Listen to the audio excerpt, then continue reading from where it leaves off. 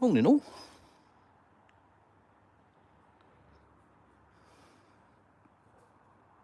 Oh, what a lovely day. It's going to be about 20 degrees today, I think, isn't it, darling? Feels like it. Cats are out catting.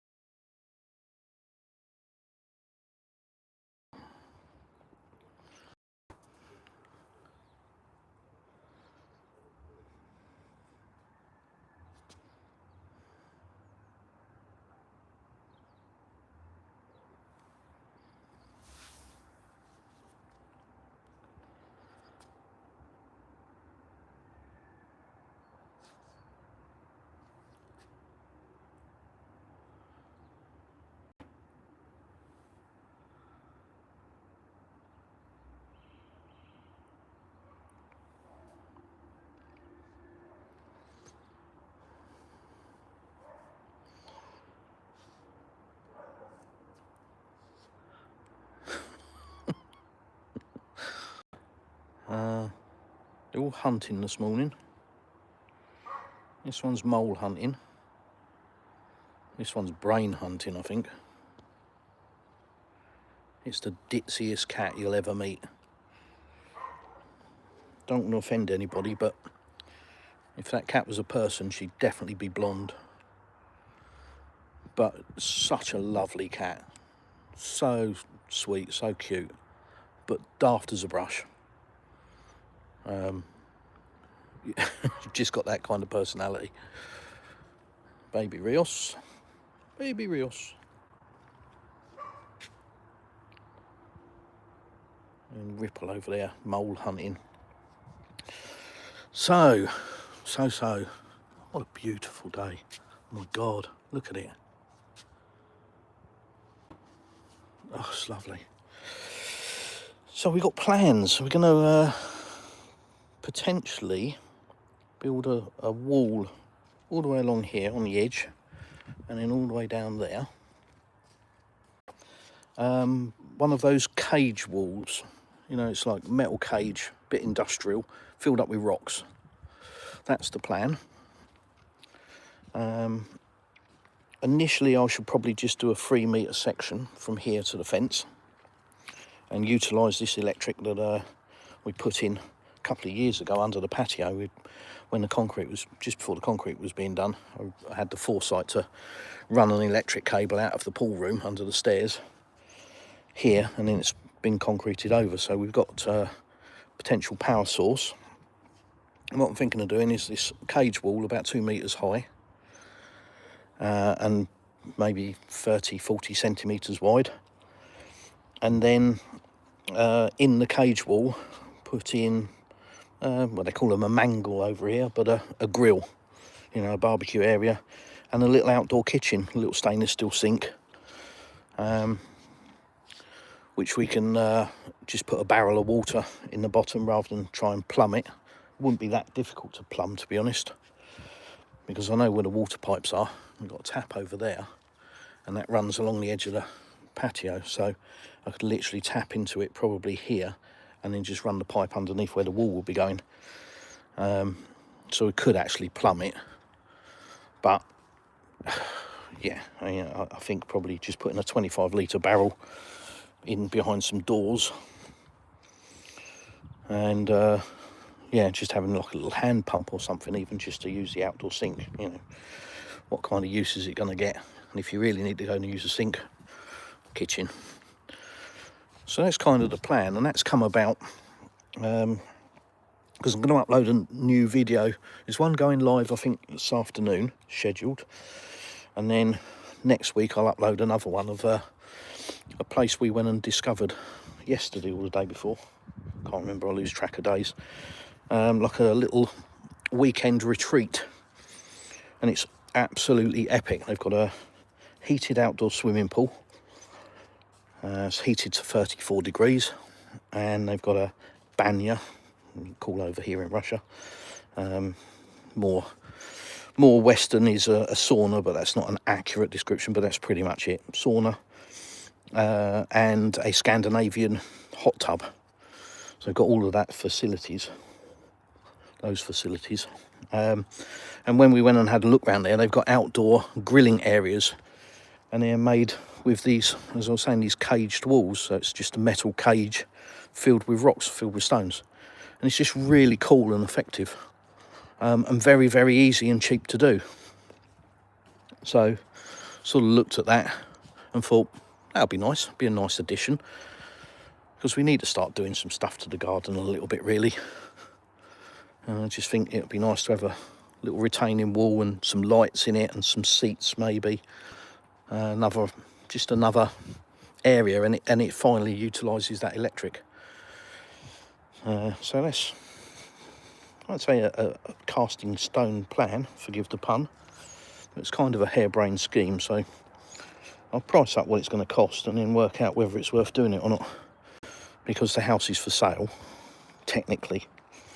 So, you know, as the wife points out, it's not really a lot of point in spending a load of money on a house that we're going to sell, but then we don't know how long it'll be before it sells. So, you know, if it's not going to cost a great deal of money to put some wire cage up and throw some rocks in it and a bit of labour, A, it'll give me something to do, and B, probably be a nicer area for the next purchaser of the house. And like I say, we don't know how long it'll take before it sells, so, you know. But anyhow, welcome to southern Russia. Don't know where you're watching from, let me know. Try and do a live stream at different times of the day, so they're always random, so you have to keep an eye out for them. You have to check your subscription notification as well. If you do subscribe to the channel, just make sure you check your notifications, because YouTube has a nice habit of us Russian, I hate the word YouTubers, but us Russian content creators, whatever the hell you want to call us, YouTube does have a habit of shadow banning and turning off notifications, and, you know, not promoting the channels and all of that kind of stuff. So you kind of have to look for us, really. Normally I'm out doing a walk and talk around the village, but this morning it's just such a lovely day, so peaceful. Me and the wife have been sat on the terrace by the fire pit having breakfast. It's lovely and warm. I won't show you too much, but just wandering around in my slippers and my shorts, but I could be shirtless. I won't do that to you. But yeah, just a lovely day, and I just thought, do you know what, I'll just click the live button, say hello, show you what lovely weather is. Absolutely gorgeous, especially for 1st of November. Even though the pool has got its winter cover on.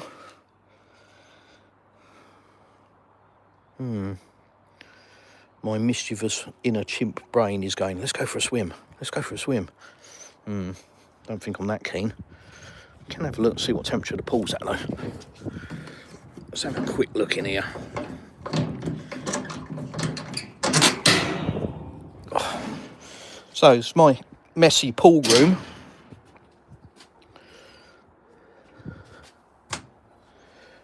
Turn the computer on.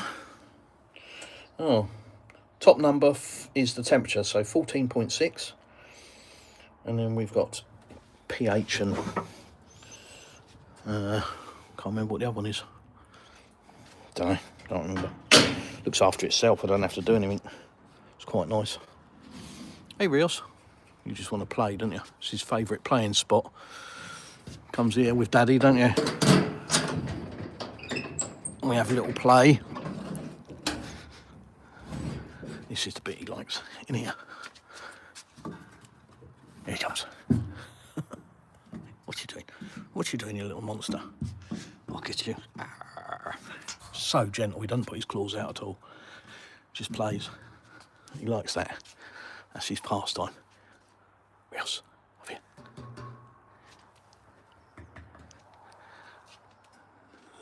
Bit of a mischievous monster. Yeah, like I say, thought I'd just turn the live on. See if anybody wants to chat. Better have a look, I suppose. Waffling away. Oh, hello.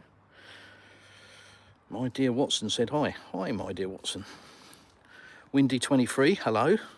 Are you British? Yeah, I am. Alexei. Privyet. Matty from New Zealand. What a beautiful day. Yeah, it's lovely. It's just put a big grin on my face this morning when I woke up and the sun was beaming into the bedroom. I was like, oh, it's lovely. 1st of November. Oh, wonderful. That's why we love life here. And I know there are lots of places in the world that have got good weather, but it's just, especially for a Brit, November is winter. That's it. Game over. Done. Summer's been dead for a couple of months now. But not out here. It's lovely. Leaves falling off the trees. Did want to go to Suko, actually. It's a place near us and it's absolutely unbelievable. In autumn, with all the leaves changing colours and the lake has a different colour, and oh, it's amazing, absolutely amazing. But never got around to it. Just thought, I wonder if I could use that base in the wall for grilling. Nah, it's a bit old and manky. That one's been kicked around for a while. It's had a lot of use, that barbecue.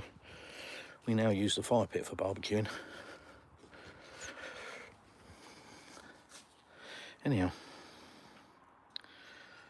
what country are you in? Clive Harper.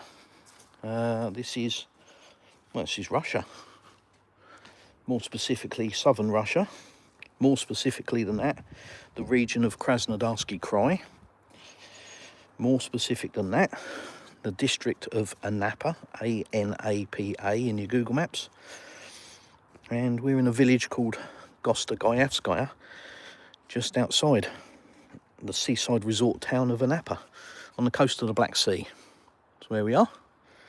40 kilometres of sandy beach, blue skies, fruit trees, vineyards. We are surrounded by vineyards here. It's wonderful.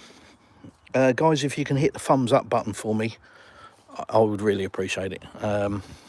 We really struggle with YouTube out here in Russia because, yeah, we show this and we're not supposed to be showing this, are we? Russia isn't blue skies and sunshine and vineyards and beaches. Russia is grey and snow and gangsters. So this doesn't fit the narrative. So we really struggle. So if you can hit the thumbs up button, the share button, subscribe, any of that is all a massive help to the channel. It's the only way it grows, with you guys helping us out like that. It's the same for all of us here in Russia. Our channels don't get promoted. It's just how it is. It's one of the things. But is that Dagestan? No, dis. No, mate. No, we're a bit further north, about 300 kilometres further north, I think. My geography's not great, but Khabib territory is a bit further south in the mountains. But we are on the start of the mountains. We are literally on the edge of the Caucasus Mountains, on what I call the foothills. It's pretty much Novorossiysk officially is the start of the Caucasus Mountains. And then they get more spiky and lumpy the further south towards Sochi and Adler that you go, and then you head up into the ski resorts once you get down to Sochi.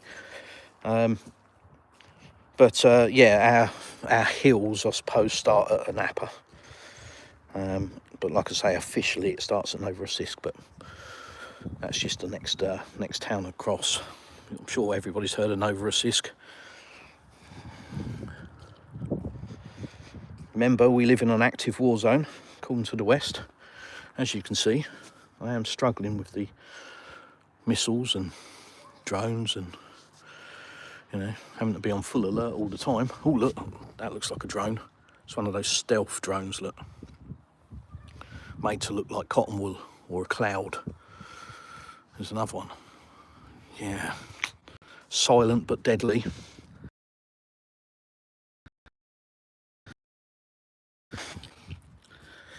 What part of Russia are you in, Matty? I think I answered that already. But southern Russia, Krasnodarsky Krai, just outside the seaside resort town of Anapa, A-N-A-P-A, in Google Maps, and you'll see where we are, on the coast of the Black Sea. About 50 miles that way is Crimea. And it's a Saturday morning. It's lovely and quiet, chilled. Of course, that's jinxed it. Somebody will start drilling and the dog will be barking soon. But, no, it's nicely chilled. Nice, lovely morning. Like I say, I haven't really got a specific topic that I want to talk about, but I'm happy to answer anybody's questions. Bloody cats. Just put this trellis up and use it as a climbing frame. Put some little solar lights on it, just for a bit of meh at night. Plan with this is to grow stuff. Don't ask me what this stuff is, I have no clue. It's green stuff. It's much like pink stuff. Pink stuff is the things that you find in the kitchen that the ladies like to use. Don't know what they do either. Like washing machines and dishwashers and stuff. They got buttons on them and they do things. I don't know. But yeah, that's pink stuff in the kitchen. Sorry, girls, I am joking. I'm not a chauvinist pig, I promise. And this is green stuff out here. So this is kind of a mostly male mentality. Falls into those categories. Green stuff, garden. Pink stuff, kitchen. But the plan is to grow this green stuff up all of these trellises, and then that kind of gives a bit of a windbreak in that area. And then I may put a gate there just to finally, you know, close it off completely. Because sometimes it's quite windy in the middle of summer. Oh, cool. I wish I could show you that. Oh, that's awesome. It's a flying thing, I can't show you. Well, I can show you. That's not true. It sounds like I'm restricted, but I'm not. I just choose not to. I don't show anything in our area. Obviously, we're very, very close to Crimea. We see a lot of stuff, but I'll never film it, I'm afraid. That's just my personal thing. It's not that I've been told I can't or anything before somebody says, oh, you're scared. Not scared. I just choose not to film something that could potentially be used by somebody in a nefarious way. Anyhow, say hello. Bobber Bars, Russia looks lovely, dude. You've been there long. First came here in October 2021 on holiday. Told this story many times, but for new viewers, met my wife in the UK. We were both living in the UK. My wife's Russian. Not the stereotypical, before you tut and raise your eyes up into your head, not the stereotypical met a Russian woman, moved to Russia. Not at all. My wife had been living in the UK for a number of years. I'd been in a long-term relationship that I got out of. And we met, and she had property, I had property. Long story short, we sold those and were looking to buy a house in the UK. Had a very stressful job. And yeah, the wife said, look, I've got a flat in Anapa in Russia. We can go there for a break. You need a break. You need a holiday. You're going to catch fire soon. So let's go on holiday to Russia. And I'm like, yeah, that sounds like a great idea, darling.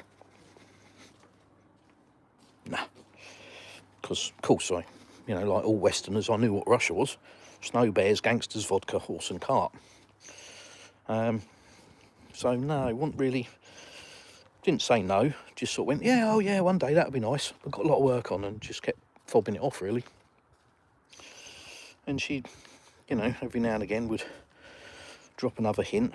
Honey, all we need to do is pay for flights. We've got a free holiday in Russia. We can go there for a couple of weeks, relax on the beach. Beach? about. She showed me some pictures. Wasn't what I was expecting.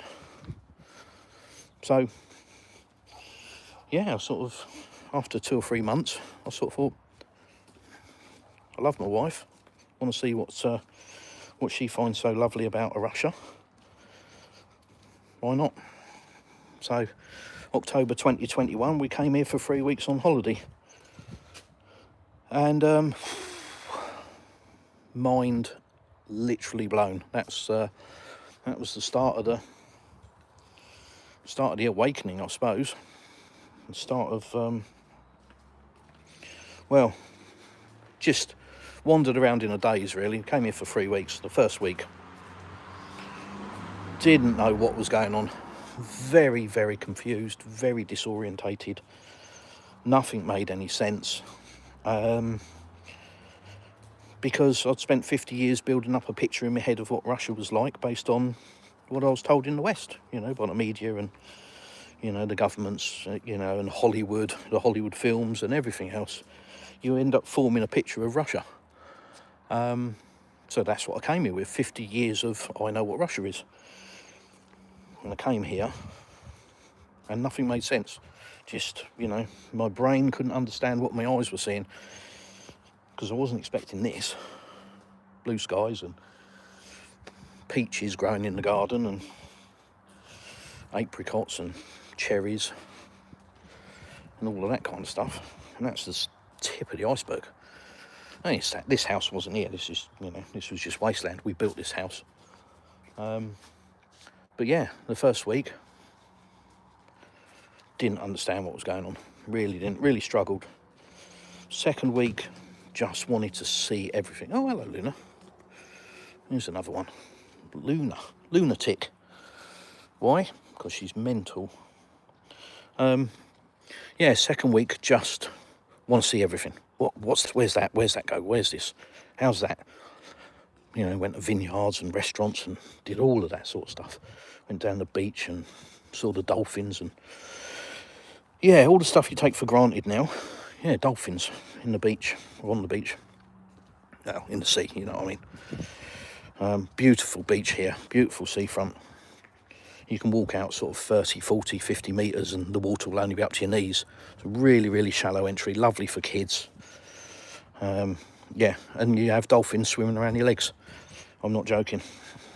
Put it in Google if you don't believe me. There's millions of videos about it. But yeah, that's quite mind-blowing. Yeah, so second week, that was filled with all of that kind of stuff. And then third week, well, week 3, none of this was here. This was just wasteland, basically. And week 3, we bought this plot. Said to the wife, yeah, I want to build a house here.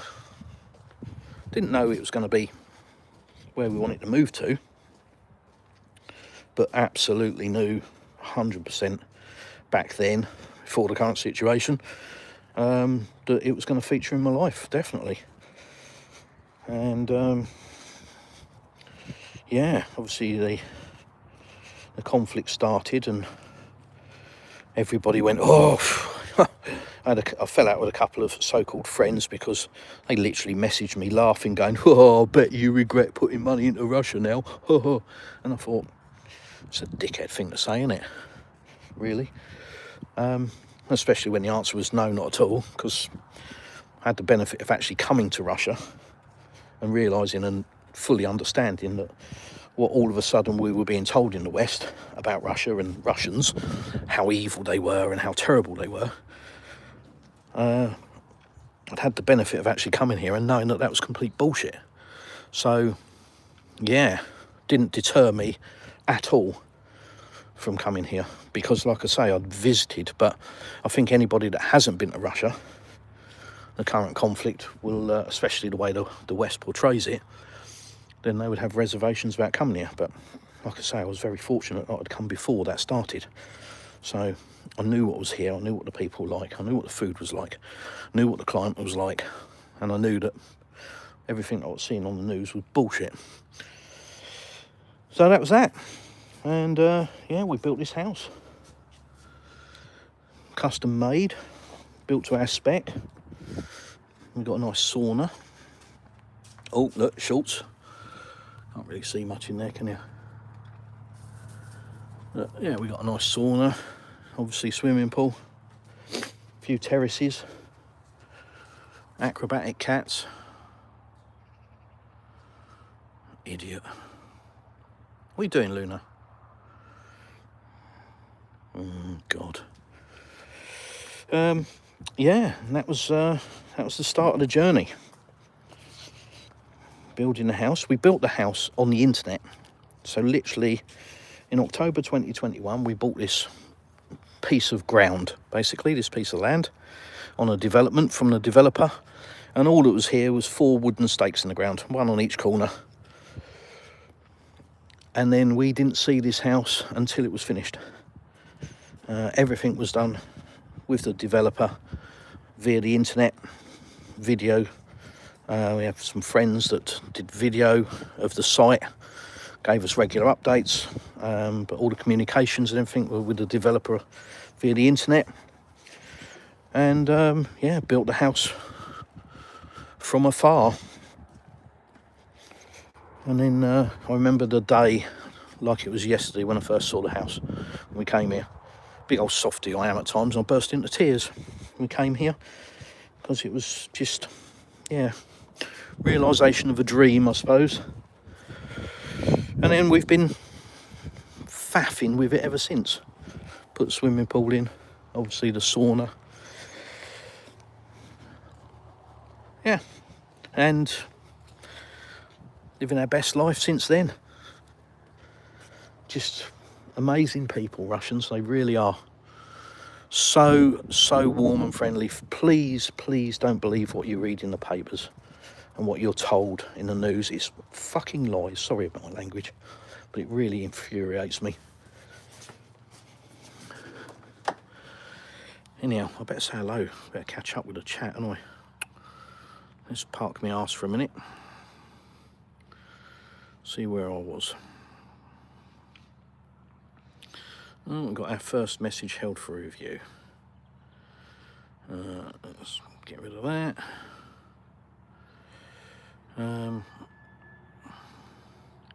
Back chat said hi. Sure, brother. No idea what that means. How's Russia? You tell me, mate. What do you reckon? Don't look too bad from where I'm sitting. It's going to be about 20 degrees here today. It's lovely. Is sun regular in Russia? I don't know if you're trolling or not. So Russia's a big country, largest country in the world. Try and give you an idea of the size of this place, Russia. Our region is like a state in the US or a county in the UK. They call them a region, but let's call it a state. And our region is the size of England. Just our region, and there's about 90 of them in Russia. There are 11 time zones in Russia. 11. Now, if you come from the UK, you won't really get your head around that because we just have one. But here there are 11 time zones. That's how big the country is. And every climate that you can wish for. So down here in the south where we are, we get about 300 days a year of sunshine. Hence, it is an amazing region to grow stuff, and everything grows here. Yeah, I mean, just for example, this plum tree. That was a plum tree. I don't know how many times that's been ripped out of the ground with tractors. Absolutely destroyed. I chopped it down. I cut every branch off of it.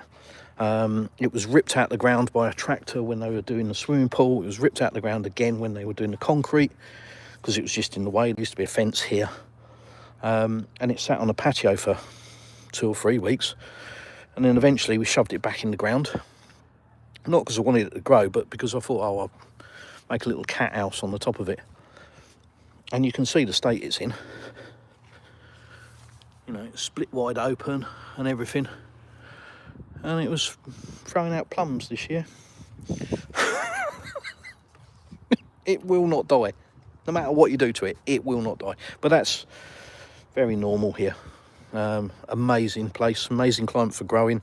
Hence, we are surrounded with vineyards. There are loads here. And the wine here is exceptional. Absolutely unbelievable. But yeah, sunshine, plenty of it. No, Liam, didn't know Russia had lovely beaches, nor did I, till I came here. Ooh. Something else in the air.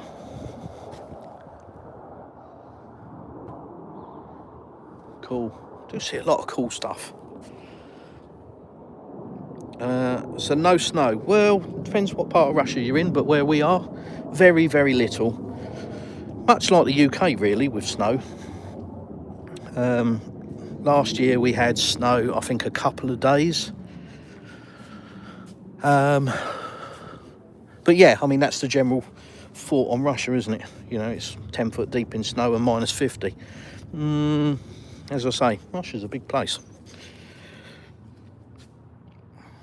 Natalia, good morning, Chris. You're early today. Yes, sweetheart. I'll try and live stream at all random times just to give different audiences a chance to have a look at some blue skies and ask real-time questions from some idiot wandering around in his garden in Russia. So yeah, try and hit different times for people. My yard looks like America. Thank you, Lynette. I don't know if that's a compliment or not. Yeah. So we go upstairs. A little bit windy. You might have to put out a little bit of wind noise on the mic. Let's have a quick look upstairs. Need to finish these stairs one day. Yeah. Can't rush these things, can you? So here's our bedroom terrace. And this is the main terrace. And the way we've designed the house is there's always somewhere to sit, either in the sun or out of the sun. So here, you can see, it's in the shade, which is nice in the summer. And then, yeah, there's always somewhere to either be in the sun or out of the sun. We've got lovely views. It doesn't show on camera really, but views all to the surrounding hills and vineyards. And this development is about 3 years old now. And there's 39 houses on this development.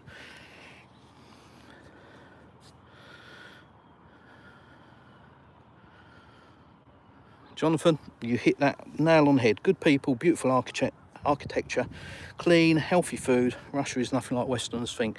Yeah, but it's not Westerners' fault, is it? It's the lies and manipulation that we've been fed for year upon year upon year.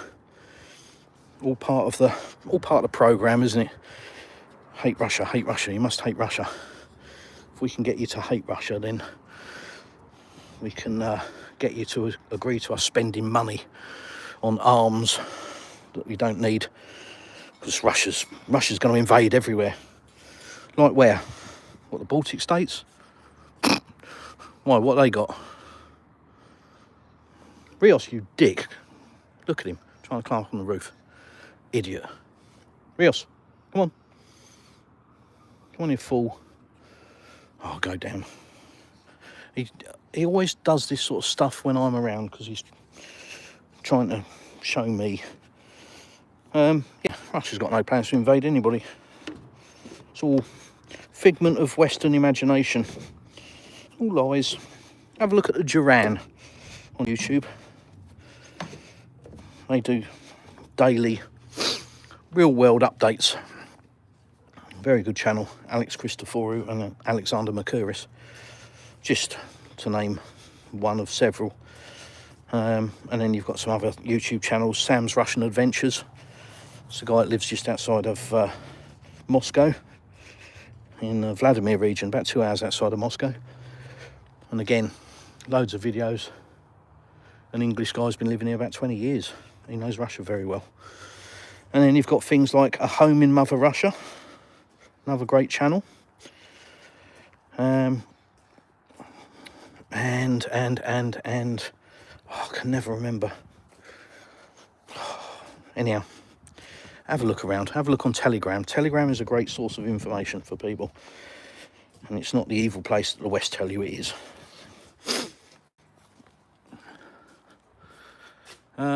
Where are you? I'm in my garden, mate, in southern Russia. Jonathan, I think all Americans should be required to spend some time here. Russia and America would be more than allies, we would be friends.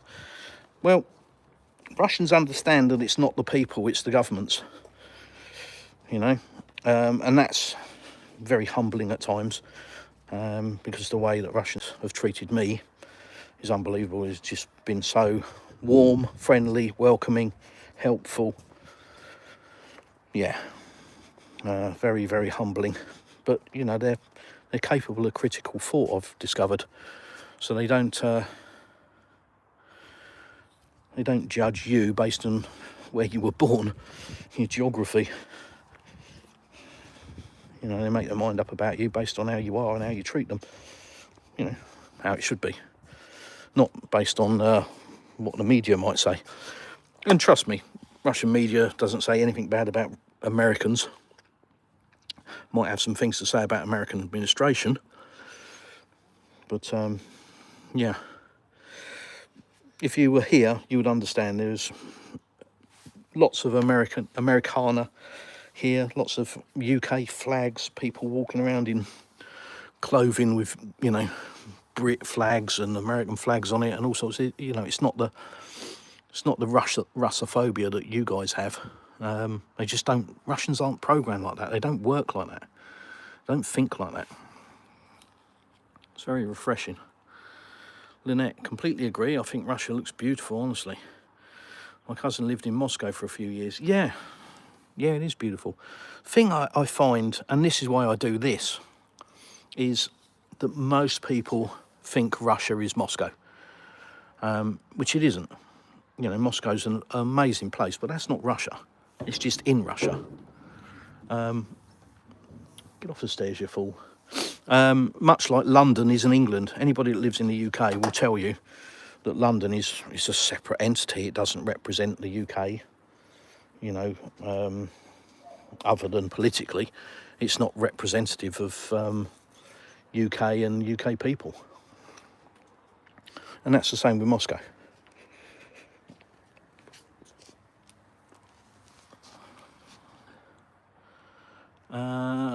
Is okay travelling around and visiting places like Crimea?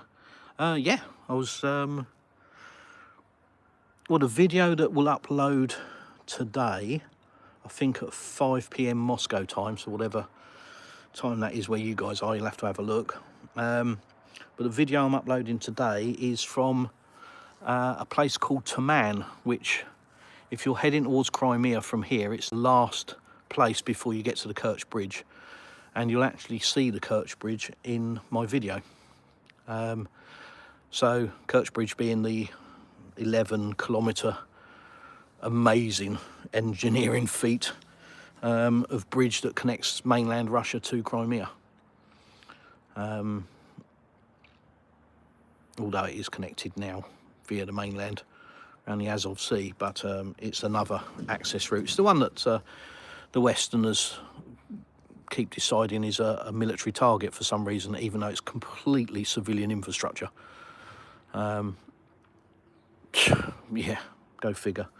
There we go. Justifies their actions, doesn't it? Tell you lot it's a military target and it needs to be blown up. But yeah, no problem travelling to Crimea. Like I say, a couple of days ago we were in Taman and I could have easily gone across the bridge. Eric, sorry, I don't speak whatever that is. Did you say you're near the beaches? Yes. About 15 minutes to the beach. We live just inland to the first village just outside of Napa. I don't like hustle and bustle of town life. I like this. A bit of peace and quiet. So does the wife. Beautiful, and it seems so peaceful. Blue skies and nice weather. Jay, sure is. Lovely, isn't it? Lovely day. I'm from Canada. We just got snow today, so I love your greenery and 20 degrees. Yeah. I enjoyed Canada. I went there for a week. Vancouver and Whistler. It was great. 11 time zones. Wow, didn't know that. Yeah, no, that's the thing. You can't, you know, people can tell you 1,000 times that Russia's the biggest country in the world, and you can hear all of the bullshit about it, but until you come here, you will never comprehend how big it is. We have been, one day I said to the wife, let's go out for a drive, and we left about 8 o'clock in the morning, and we just went out driving, and not just sort of driving around, but in a huge excursion for the day. Came back about 9 at night, and the entire time we didn't leave our region, so we didn't leave our state or our county. If I'd done that in the UK, I could have gone to the top of the UK, gone through pretty much every county, but we didn't leave our region. That's how big it is. 76,000 square kilometres our region is, and it's not the biggest. Jonathan, here in St Petersburg, no snow yet, grey, rainy morning, 6 Celsius. Ooh, Jonathan, no thanks. I find, from what I've seen, I haven't been to St Petersburg, so I don't want to talk about it, really, because I'm not in a position to talk about it, because I haven't been there.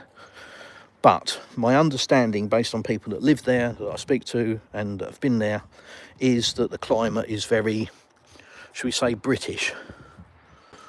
When it's nice, it's amazing, but it can also be very crap, and you have all sorts of grey days and rain and damp and all. Oh no, not for me.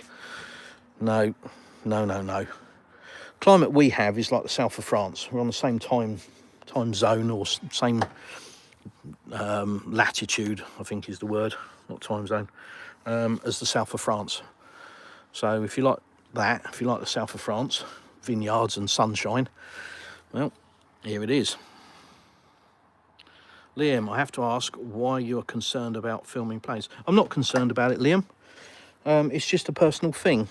You know, and there's no law before anybody says, you know, oh, you're not allowed to or anything. Absolutely not. You can, in Russia, the constitution says you can film anything that is publicly accessible, and that includes stuff in the sky. There's no restrictions on me filming anything that flies around. It's just my own personal, don't know what you call it. It's not a belief. It's just me personally. I don't want to do it. So I don't film anything. I don't film any military bases. I don't film anything military. I don't film the police. I don't film stuff in the skies. I just don't, because I hate to think that somebody used my video to try and plan something unpleasant. So for that reason, I don't do it, and then I haven't got to worry. And what's the point? Everybody knows what a plane looks like, or a helicopter, or mind you, I will say, I've seen two things here, both at night, and the first one I think was an Su-57, otherwise known as a Felon plane, which was over there above the hills about 2 o'clock in the morning. And the reason I think it was an Su-57 is because it was howling and it was on full afterburners, and I think that's one of the only planes that can do intense manoeuvres on full afterburner. And this thing was on full afterburner, and I've never seen anything move like it, the way it was moving. It was just turning, you know, just unbelievable, otherworldly. And then the other night, yeah, I really don't know, some kind of quadcopter or something, don't know, massive thing flying that way, not into Russia but leaving Russia, before anybody says, oh, it was a, you know, I don't know what it was. I really don't know, but it flew over us, and didn't sound like a plane at all, didn't sound like a propeller plane or a jet plane or anything like that, didn't sound like a helicopter in any way, shape or form. Yeah, no idea what it was, no idea, very strange.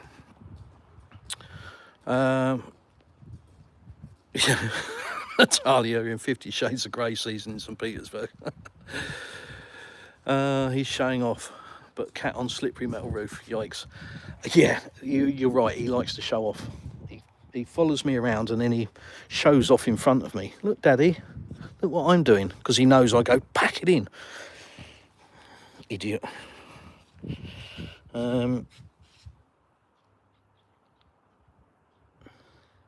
Invading Crimea isn't invading. Okay, mate. Crimea's Russian. So I don't know how it can be invaded. I mean, if you believe what's said in the West, it's going to get invaded pretty much every day, isn't it, by various people. But no, it's Russian territory. It's part of Russia. Won't be anything else ever. Despite the narrative, despite what you're told.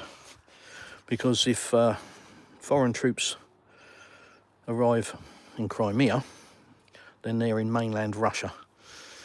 And then, well, then we all go, don't we? It all goes then.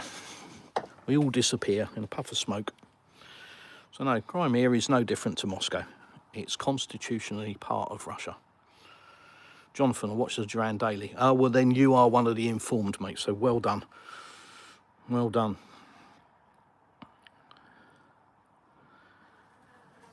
Natalia, no, sweetheart, I'm afraid not. No news. No. You watch the Duran too, together with other similar channels. Yeah. Yeah, people, you know, they need to be informed. They need to do a bit of homework. Not believe what comes out of the telly box. Liam, the Kiev government cut off all fresh water supply to Crimea. Yep. And decided to oppress them for wanting to keep ties. Yeah, tip of the iceberg, but yes, absolutely. Crimea was given to Ukraine on the understanding that they allowed, obviously, ethnic Russians to be Russian. The language was respected, the culture, they were treated fairly and treated the same as Ukrainians, that the infrastructure on the Crimea Peninsula was updated and improved. That was all the agreement, and the absolute opposite happened. The water was cut off, none of the infrastructure was improved, the place was running into the ground, Russians were persecuted, etc, etc. So, yeah, and then of course we had the 2014 Free Letter Agency coup, and after a referendum, the third referendum, by the way, for Crimea, the people voted to rejoin Russia. So they had 3 referendums on Crimea to whether they wanted to be part of Ukraine or part of Russia. The first one, they wanted to be part of Russia. The second one is widely regarded as being a bit controlled, shall we say, because it was part of Ukraine at the time. And so that one, allegedly, the people voted to stay Ukrainian or part of Ukraine. And then the third one, which was obviously, when you have referendums, it's only really the latest one that matters. The third one, overwhelmingly, 90-odd% plus, I think, voted to rejoin Russia. So, yeah. Crimea is Russian.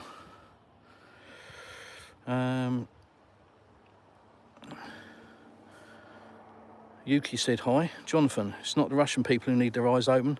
It's the propaganda blinded Americans who need to see the truth. Yeah, it's not just the Americans, mate. It's UK as well. I'd argue that UK is even worse, but there are people in the UK that have got a brain. The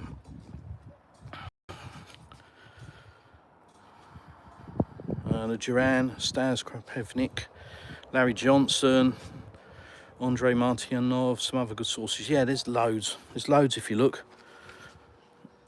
Nice clear sky. Well, yeah, apart from that cloud, a couple of clouds. Rude. Liam, you need to study history better to understand what's going on. Otherwise your statements are nothing. What brainwashing looks like and sounds like. Yeah, I mean, that's the thing. If people don't do some independent research, then they, you know, what do? They turn the TV on or they read the newspaper, and if the narrative coming out of the TV or the newspaper is the same, unfortunately, they just sort of go with it. Most people don't have the time to do a bit of independent research, but the ones that do have the shock of their lives and realise that, well, this is Russia, not what they thought. Oh, there's another troll.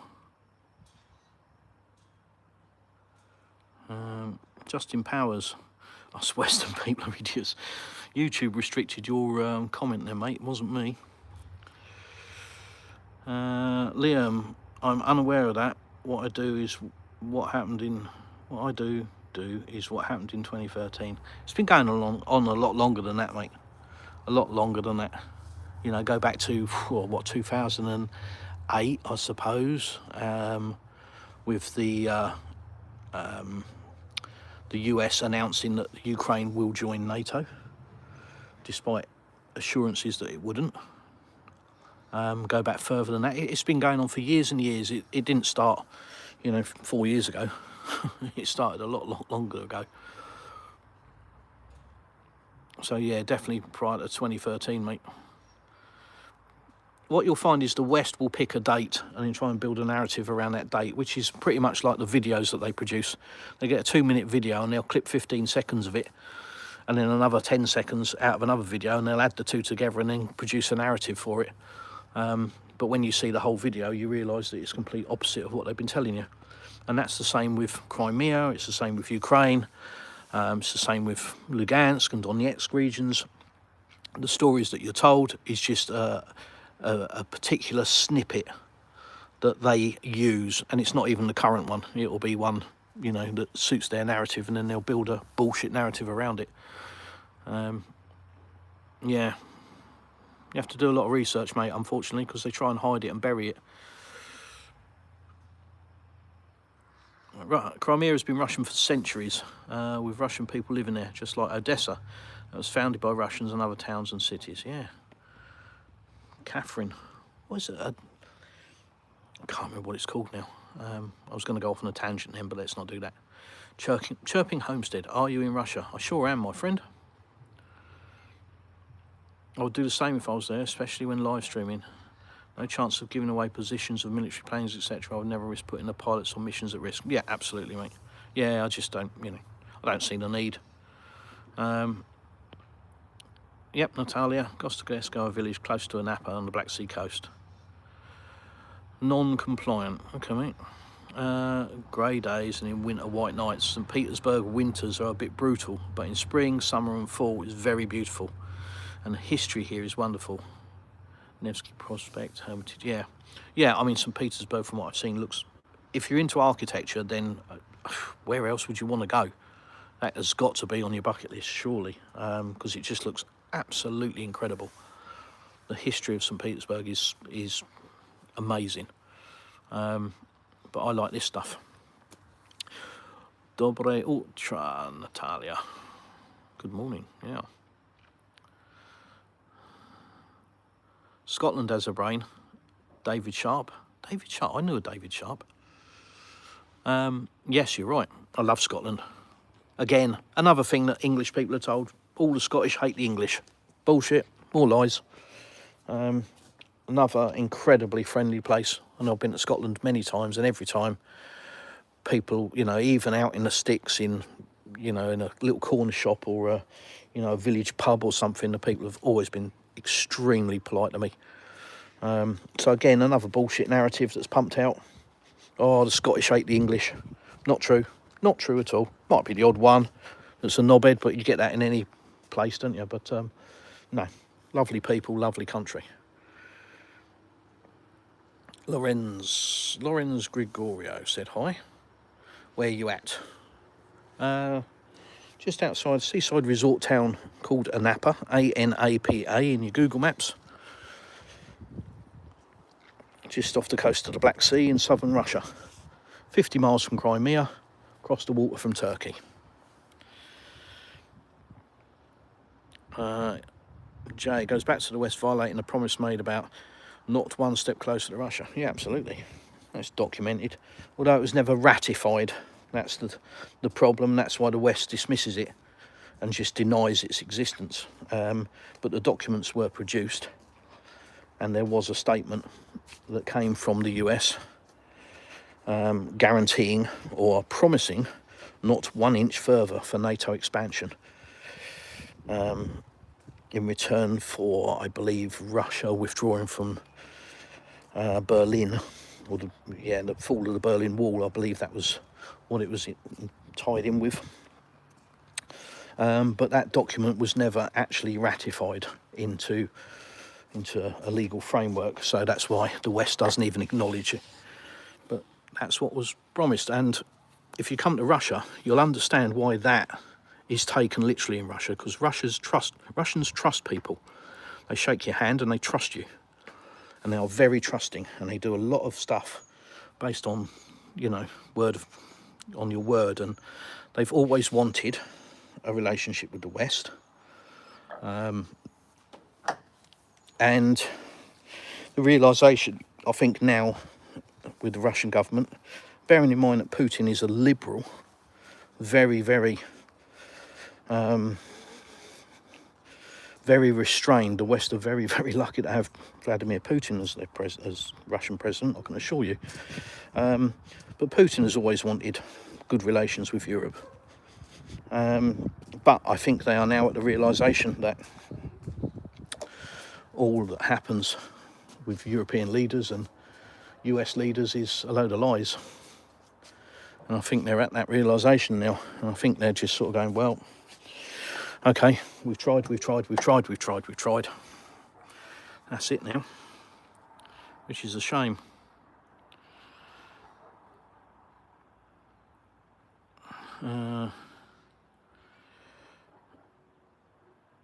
Let's have a look. St. Petersburg seems to have some fun in the summer. Music festivals, these hilarious paddleboard costume races on the canals. Yeah, there's all sorts of stuff all across Russia. Even in our little village, they have concerts and plays and all sorts of stuff. They love music and dancing, the Russians.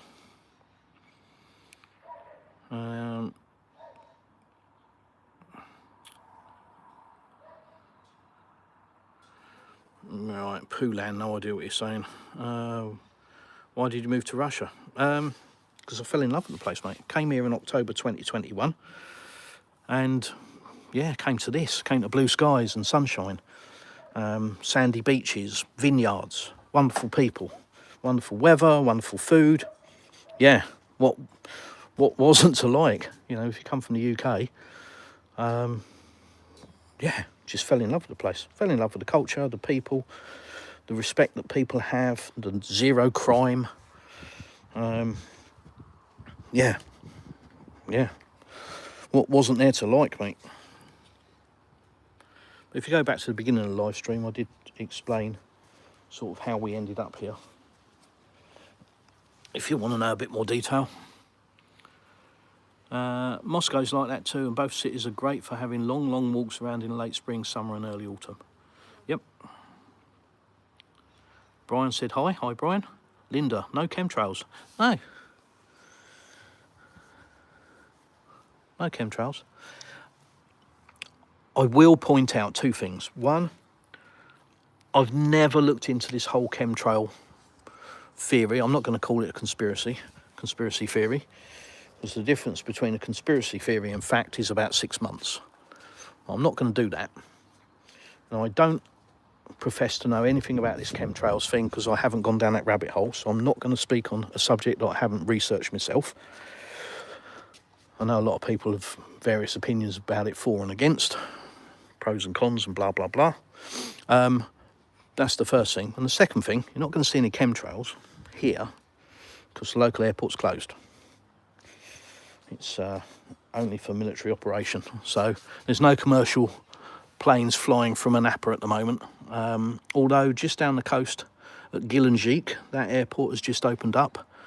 And inland at Krasnodar, that airport has just opened up as well. And Sochi is obviously open. So if you go further south, you'll see commercial planes. But I've been to Sochi and I did lots of video and stuff from Sochi. I don't remember seeing any chemtrails there either. So I don't know. Don't know enough about it, I'm afraid.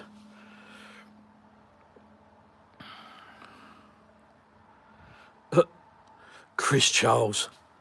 Chris Charles Cook. Oh, let's give you your 30 seconds. 5 minutes of internet and I'm getting a Brit pushing Russian propaganda. Enjoy the poverty, mate. Okay, well, let's break that down. 5 minutes of internet, is that all you get? That's a shame, isn't it? Maybe you should have tried harder at school. You'd be able to afford to pay the bill, mate. That's the first bit. A Brit pushing Russian propaganda. What? I suppose, what's this, a movie set then? Blue skies and sunshine. Swimming pool. Yeah? Sauna. Yeah? Russian propaganda, is it?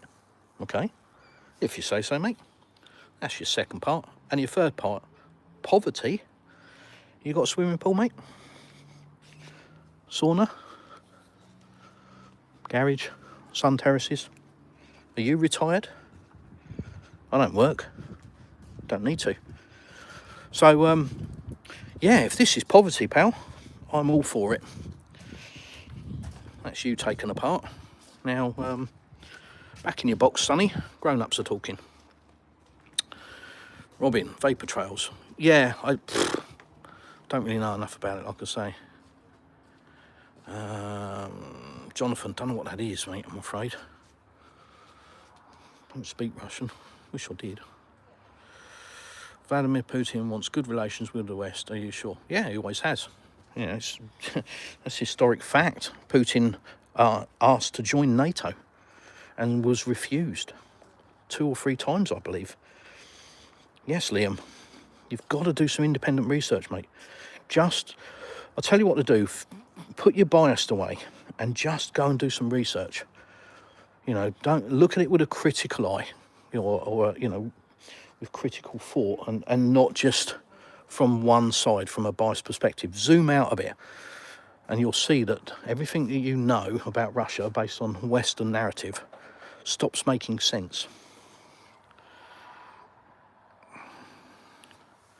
Natalia, I saw a video of a paddleboard kayak race where everybody was in costume. Yeah, comic characters and pirates paddling. Yeah, indeed.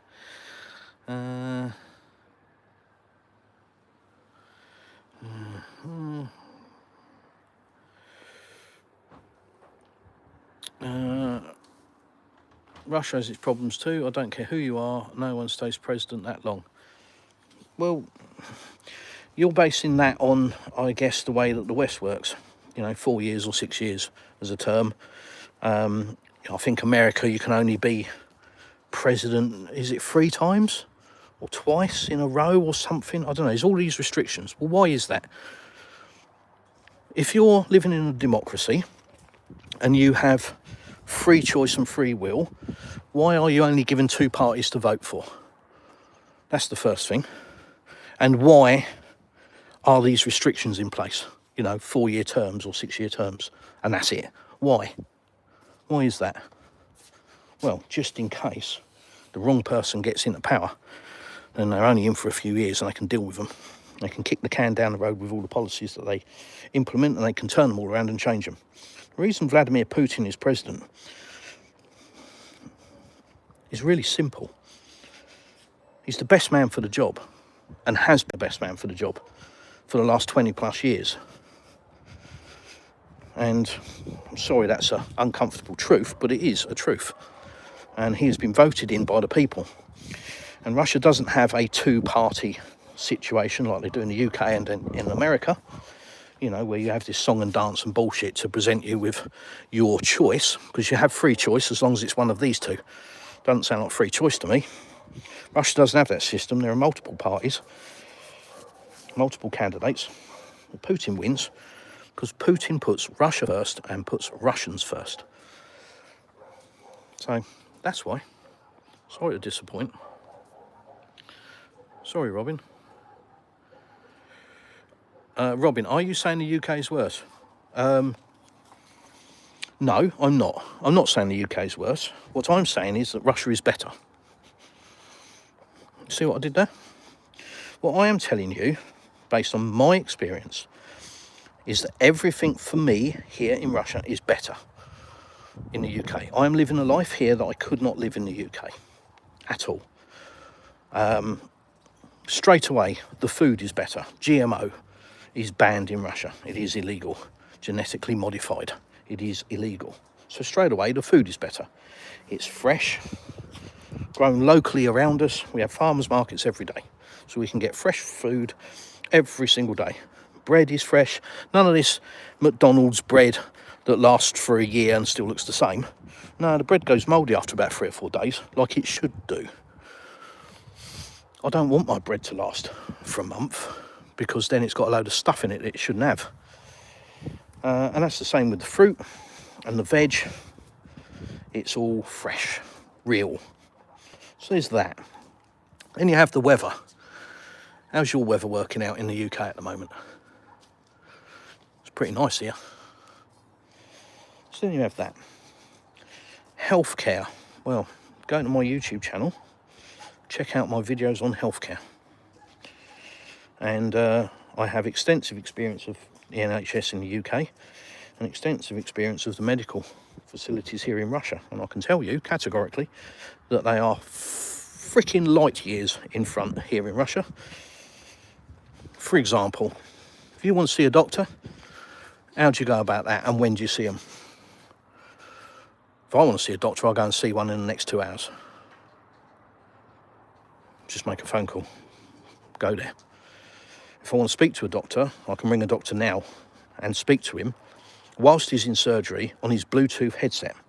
He will take calls whilst he's in surgery with patients. Do doctors do that in the UK? Nah, you can book a phone call, can't you? A couple of weeks in advance. No. And that's the tip of the iceberg. You know, things like if you want to go private and you want to pay. So I had a topography scan and a CAT scan, CT scan, and it was about 50 quid for both. Blood test, £6. Results the same day in either CD format or USB stick or printed, or all three if you want. Yeah, £6 for a blood test, results the same day. So Robin, how's your programme working out? Come to St Petersburg for Victory Day, May the 9th. We'll do one year, definitely. Natalia J, there was family from Spain or Latin America who travelled with their van this summer here and they witnessed that paddleboard festival. Yeah, it's an annual thing. There is crime in Russia, absolutely, no doubt. I haven't seen any. I only speak from my own experience. I don't read newspapers and regurgitate. I tell you my life, what I see. And after 2.5 years of being here, I haven't seen crime, as in none. Zero. Not even a road rage incident. And that's, you know, I don't live in the garden. Go and look at my channel. I go all over the place. But in 2.5 years, I haven't seen any crime. And when I've spoke to people about things like burglaries, which in the UK is very common, I ask, you know, out here in Russia, you know, about houses getting burgled. And they look at you like you've got two heads. They're like, what? Well, do people, you know, burgle your house? And they just look at you, you know, in disbelief. Who would do that? Why are you asking that question? Who would do that? So, I'm not saying that crime doesn't exist in Russia. And the reason I'm saying that is because I haven't met 146 million Russians, and I haven't been all across Russia to the 90 plus regions. But I can tell you that's been my experience.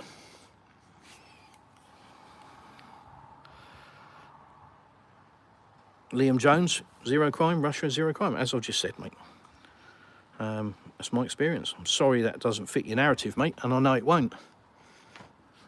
But it's fact.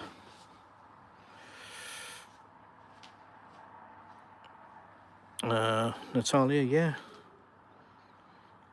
Jonathan, I only went to the UK once. I didn't overly like it, but then I was there to get married. I will say about the UK, right? Russians hold the UK in high regard. Very high regard. They think it's a magical place. And I will say that the UK, if you're going there as a tourist, you're going to visit, it's wonderful. I love the UK. I don't hate the UK. People think that I hate the UK. I don't. I haven't fallen out of love with the UK at all. I fell in love with Russia. There's a difference. But I still love the UK. I still love my country. I'm not keen on the government. They make bad decisions. But aside from that, but no, if you want to visit the UK, do it. It's wonderful as a tourist, because as a tourist, you'll go and do the tourist things. You'll go to London, you'll see the sights, you'll go to the museums, you'll go to the stately homes and castles, and you'll have a magical time. It'll be wonderful. But as I said earlier about Moscow not being Russia and London not being England, all of those tourist things aren't England. If you want to know what England's like, go and speak to normal English people in rural locations and suburbs and ask them what they think. And case in point, how are the protests going at the moment? What's that all about? Oh yeah. Robin, time period of current. Not sure what you mean, but I'll say it's 10:45 a.m. here in the morning. Not really sure what you're asking. Jay, most, not all of what people call chemtrails are actually condensation trails. Yeah, like I say, I haven't looked into it. Natalia, I was in the UK in 1998. It was a nice place back then. From what I see now in various videos, and I've watched plenty of them, you've destroyed the country. I haven't. But no, I understand what you mean. And, you know, I lived there all my life. And when I first went into the working marketplace, you know, 17, 18, I remember sitting amongst my peers, you know, the 45, 50-year-olds, talking about the industry that I went into. And they were saying, oh, it used to be so great, but it's just gone downhill and the country's gone downhill. And that was 30 years ago. It's been a steady decline. It's not overnight. It's not an overnight collapse. But like a snowball rolling down a hill, it starts small and gets big. And it's just... I don't think anybody in their right mind can say that everything's rosy in the UK. I'm not saying anything controversial here. This isn't propaganda. Does anybody believe that everything's great in the UK? No problems. Of course not. And they're only escalating.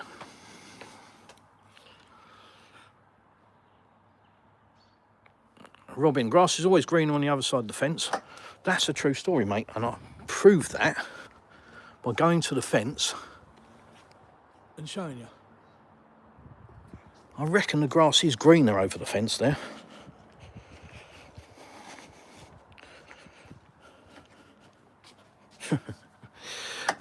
The thing, Robin, is if you've got, if your viewpoint is fixed, you're not capable of critical thought, you've believed everything you've been told, and you're hanging on to that subconsciously because facing the reality that everything you believe to be true actually isn't a reality that most people want to face. They can't handle that.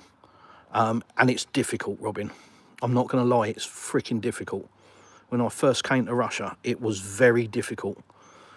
Not because the country was bad or the people or anything else, but my own mentality. I came here, like you, thinking that I knew what Russia was. Snow bears, gangsters, vodka, horse and cart, evil place, horrible people, blah, blah, blah. Not quite to that extent, but... and my world was completely flipped because none of that is true. And that really messed with my head. But I've always been capable of critical thought. I've always, you know, I've never been one to judge somebody based on what someone else says. You know, oh, that person's horrible, stay away from them. Oh, okay, I will. I'll take that on board. You know, oh, that person says that person's horrible. Okay, fine. But I don't take that as gospel. I find out for myself. And I've always done that. I've always been capable of doing that. So when I came here and had my eyes opened and my world turned upside down, I was able to absorb it. But most people can't. And unfortunately, most people are probably in your situation, Robin, where they've never been to Russia or Ukraine, have no concept of it other than what mainstream media has told them. And it's not just mainstream media, it's absolutely systemic. It's the government, it's the media, it's the film industry, Hollywood, it's all of that narrative. And it's all subliminal programming as well, and you're battered with it every single day. So of course you're going to have that viewpoint. But what I'd like to think is that people are able, now they have the internet, to go and do some independent research. And those people I have a lot of respect for. But the ones that just repeat the mainstream media narrative and regurgitate a load of shit, I don't have any respect for. They're idiots. I'm not saying you're an idiot, Robin. But just do a bit of independent research, mate. What have you got to lose? You know? Do you believe I'm in southern Russia? I mean, I get that a lot. Crime rate in Canada is horrific now and continually getting worse. Russia is incredibly safe in comparison. Yeah, Russia is. That's just a fact. It's just a fact. Everybody that comes here says the same thing. So at some point it has to start ringing people's bells and making them go, hang on a minute. Good morning from Perth, Marijan. Perth in Western Australia. Good day, mate. Robin, yes, I have a swimming pool. I'm retired, own a few hundred acres, etc. Good for you, Robin. Well done.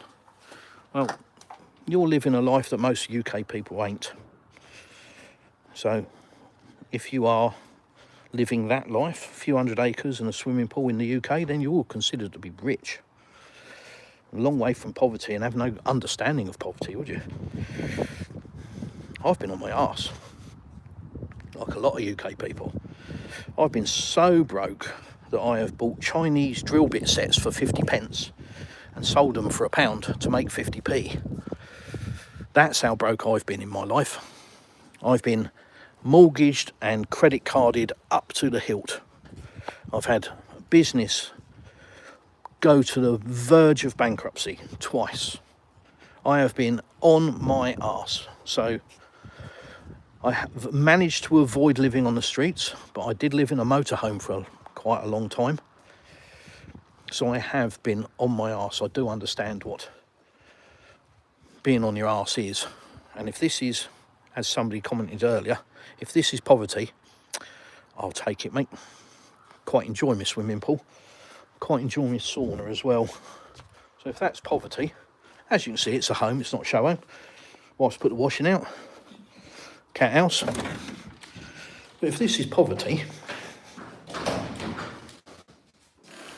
I'll take it. Quite happy with poverty. This is our outdoor shower room and cold water plunge. This is our sauna. Excuse me, shorts. Like I say, if this is poverty, I'll take it. And I'm not saying that this is the height of luxury. But how many people, I don't know anybody in the UK that has a sauna like that, or a swimming pool. Well, no, a couple of people with swimming pools, actually, that's not true. Like I say, I'm not suggesting it's a height of luxury. Ain't poverty though, is it?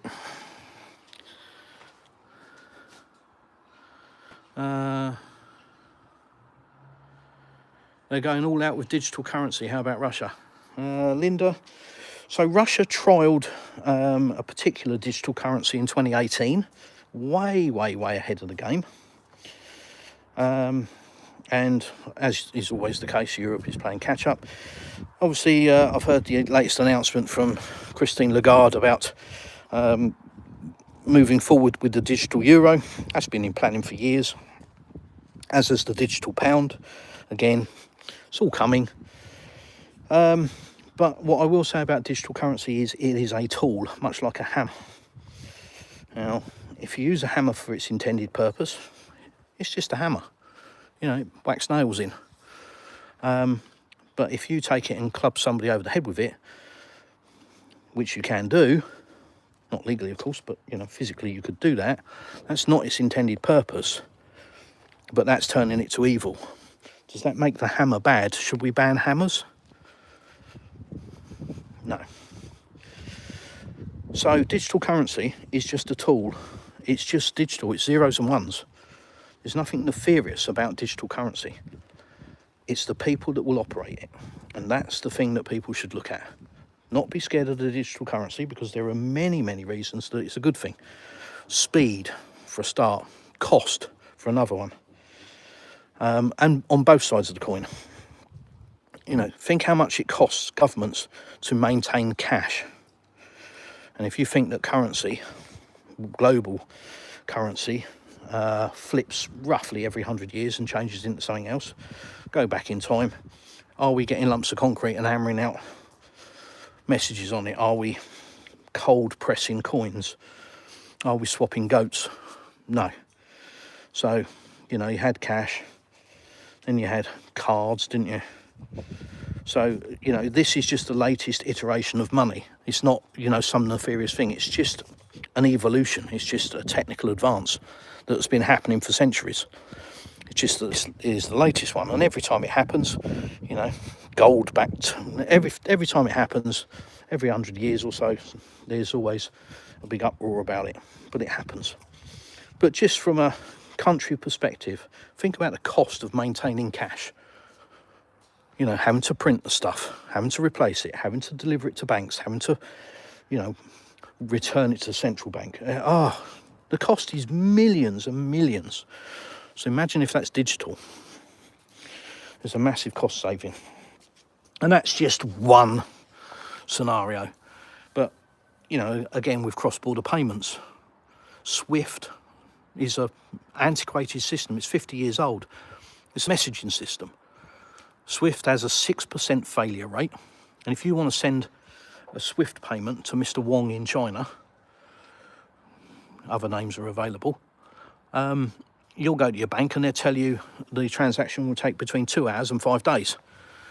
And they can't be any more helpful than that. And there's all sorts of issues with that. You know, the transaction might not complete, the exchange rate might change. There's a million and one problems that can happen with that. You know, and that's just what the customer sees. But with digital currency, it's instant. You're talking 3 to 5 seconds. So, and the cost is literally 0.0000 of a penny. So there are huge benefits for it. But much like a hammer, it can be used badly. And you've just got to hope that the people that, you know, you're involved with that use it for good and use it for the right reasons. But more and more increasingly, it looks like certainly Western society wants to use it for control. And unfortunately, that's why people don't want digital currency, because all they hear about is control.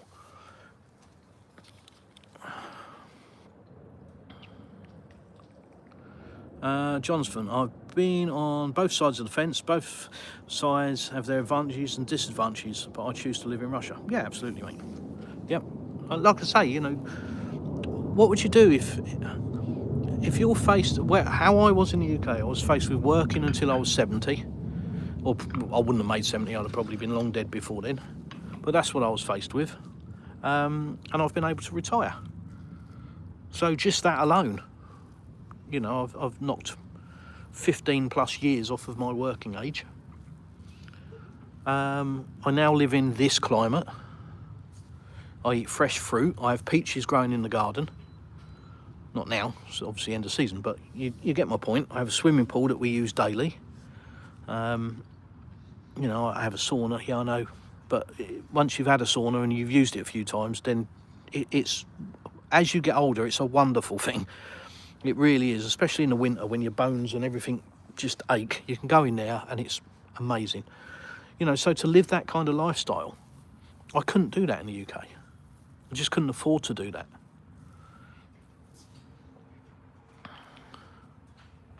Robin, my current cousin married a Russian, different story. Yeah, there are a million stories.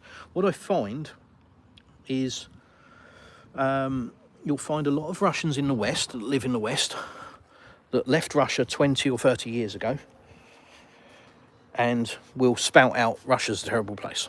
Because 20 or 30 years ago, it probably was, in their view. And it probably wasn't a great place to be. There was a lot of problems. And that's undeniable, and that's, you know, I'm not even going to suggest that that's lies. That's completely true. But those people that left then haven't been back, and they still think that that's Russia. Well, it's not. Vladimir Putin has changed this country, and it's unrecognisable how it was 20 years ago. It is a completely different place. And unfortunately, those people haven't seen that, and they don't wish to believe it. And the problem they have now is that the west that they ran to 20 or 30 years ago, which was lovely in comparison, has been going downhill while Russia has been going up. And of course now it's painful for them. It's painful to admit. They don't want to admit it. You know, and these people are seen as an authority on Russia because they're Russian. They've got a Russian passport, therefore they know what Russia is. No, I've met a few of them that live in the West, and they come to Russia, and they come to visit a relative, say, and they go to that relative in that flat, in that town, in that little village, and they go to the local shop and they go back to the flat. And that's all they do.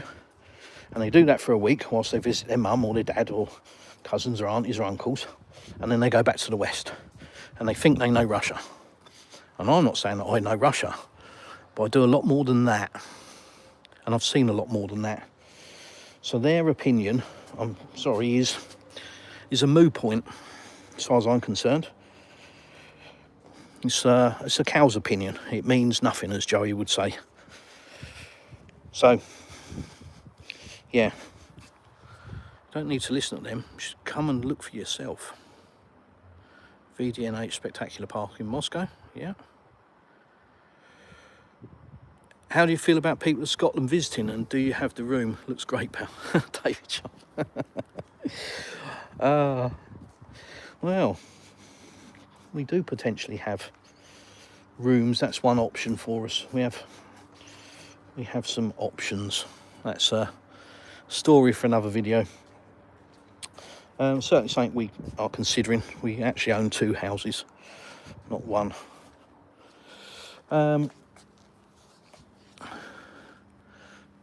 Yeah, nothing wrong with Scottish people.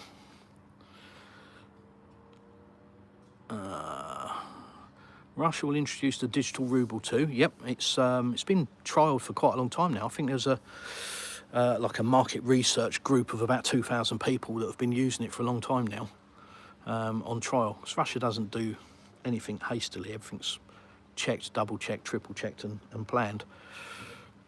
The whole world will move to digital currencies. The main issue is to keep non-digital version alive to lessen the control. Yeah, that's the thing. You know, don't flip the switch, but just run it alongside so people have the choice. And that's what Christine Lagarde is saying about the digital euro. You know, they're not at the moment trying to replace cash, but they're giving people both, and you can choose to interact. And, you know, over the coming weeks, months and years, more and more people will get used to digital currency. You know, there'll always be people that try and refuse to move forward. You know, I don't want progress. There's always those people. You know, there are still people that ride around in horse and carts because they refuse to drive in an automobile. It doesn't change the reality. So it's you know, it's going to be there, and that's the thing. As long as it's done to run alongside existing payments, that's fine. It's when governments try to force it on you and you have no other choice. That's the problem, because then it's complete totalitarianism and control, and that's not Russia. That's not what's going to happen here. But you know, look at the truckers' protests in Canada. Look how their money, their bank accounts were switched off. That was nothing to do with digital currency. That was the government contacting the banks and saying, shut these accounts. And the bank can turn you off right there, right then. And the same in the UK. You can be debanked in the UK just because the bank decides to, and they don't even have to give you a reason legally. They do not. You can write to the ombudsman can contact the bank, and the bank will say, we don't want to service his account anymore. And that's it. They don't have to give a reason. So, you know, people are worried about control with digital currency. The control is already there. It's just not been exercised. It is to some people, but the control's already there. Digital currency, as I say, is just a tool. Don't fear the tool, fear the worker. How many parties are there in Russia? Liam, I don't know, but I think at the last election, I think there was 7 or 8, I think, as it gradually whittled down over the weeks. But I think on election night there were... Honey, how many... Can you remember how many candidates there were on election night? Was it like 6 or 8? Don't know. Yeah, I can't remember. I think it was like 6 or 8. I watched it. I watched the elections. Robin, Putin brought Russia back from the brink of hell in 2020 onwards and has been fantastic ever since. Putin gets voted for because he's incredibly competent. There you go, Jay. Absolutely. Way before 2020. Christ almighty. Yeah. But yeah, what's happened to Russia has... Putin, I'm sorry, this is going to be a bitter pill for people, and I'm really sorry, I'm not trying to offend, but it's just a historical fact, and you'll see this in years to come, and you'll think back to this moment if you're watching me now. Putin, I promise you, will go down in history as one of the world's greatest leaders of our time. That's just a fact. Nobody wants to, acknowledge that in the West, and they're all running around screaming dictator, monster, monster, dictator. But history will show. History will show. I promise you. Because what he has done for this country is the one thing that the West hates. And he has put Russia first. He has put Russians and Russia first. Before Western interest. He's put Russian interest first. And that's what they hate. The US big cities is awful, hence the National Guard in DC. Yeah, not just the US, mate. Robin, you need to learn more in school about America. We are a republic. We have more than two parties. Learn the facts. Well, I think you don't actually, Robin. You have the Uni Party, don't you? It's widely regarded that they are different figureheads of the same policy. The Uni Party. Democrats and Republicans, that's all you get a choice of. Last election, what did you have a choice of? Trump or Kamala Harris? That was your choice. So please don't tell me that America has all of this different opportunity. You don't.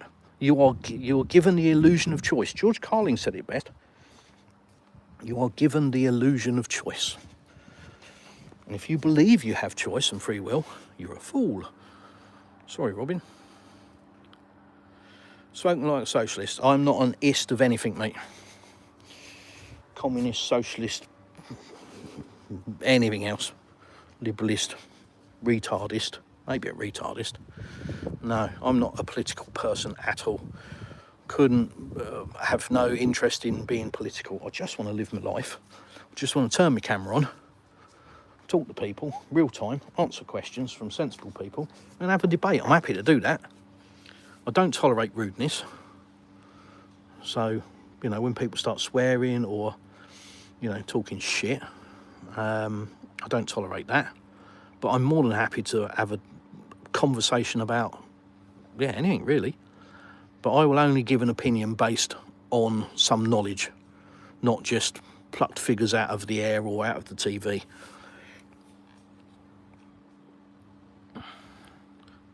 Natalia says, there's no perfect place, but there's always a better place for every one of us. And major issues are connected to the Western elites and the migrants coming from Middle Asia and Caucasus.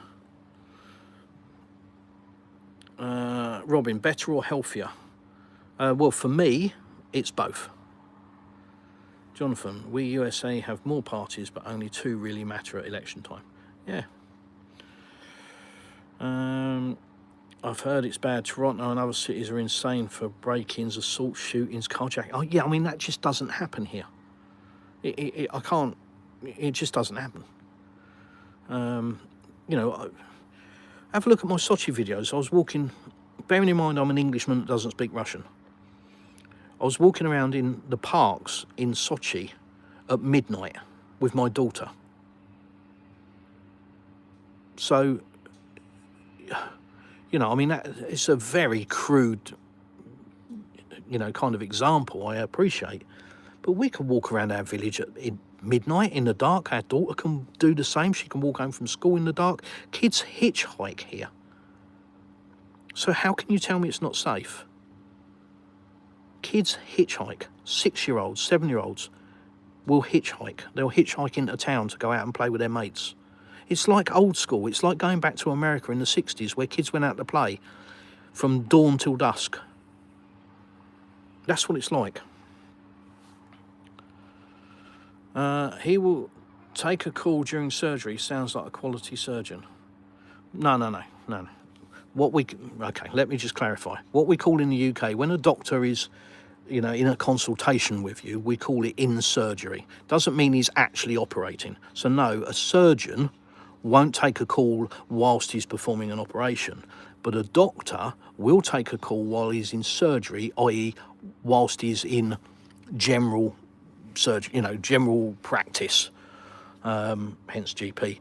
So whilst he's normal working hours and he's seeing patients, he will take a call on his Bluetooth mic. So yeah, I'll clarify that for you. I'm surprised that needed clarifying, but there you go. Jonathan, I've been in a hospital here in Russia, St. Petersburg, and in my experience was awful compared to America. But then a hospital room in America cost over $9,000 per night. Again, Jonathan, I'm not even going to say that you're talking shit or anything at all. Not at all, because I have no experience of that. I can tell you what my experience has been based on the healthcare that I received in the UK. Go and look at my healthcare videos. You'll see. When I left the UK, my only option was surgery. I came to Russia and I was scheduled for surgery when I left the UK. And I came to Russia, and here I am 3 years later without having surgery. Why? Because I got treated for the problem that I had in my neck. In the UK, there was no treatment available. The last option was surgery, and only surgery. And the only thing I was waiting for was for them to decide whether they could perform one surgery or whether it needed to be 2 surgeries. And I came to Russia, saw a very skilled doctor who was completely horrified and basically said, where do you live, in some barbaric state? What do you mean they're going to operate on you?